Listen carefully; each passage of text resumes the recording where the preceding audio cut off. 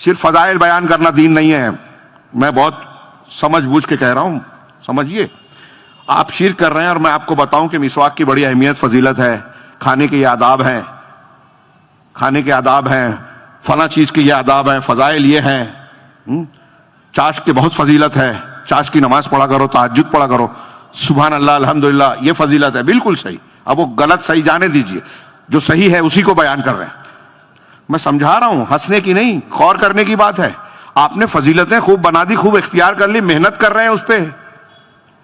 غور کیجئے, اپنی یہ عبادات آپ چاہیں گے کیا ضائع ہو جائے؟ آپ خوب عبادت کر رہے ہیں, خوب ذکر و اذکار کر رہے ہیں, چاہیں گے کہ ضائع ہو جائے, آپ کا حج ضائع ہو جائے؟ آپ لاکھوں روپیہ رمضان میں غیر رمضان میں خرچ کر رہے ہیں, کیا آپ چاہتے ہیں کہ اللہ کے یہاں قبول نہ ہو؟ حضرت حسن نے کہا نا کہ مومن نیکیاں کر کے بھی ڈرتا ہے کہ کہیں اللہ کے یہاں رد نہ ہو جائے, قبول نہ ہو. تو آپ نہیں ڈرتے.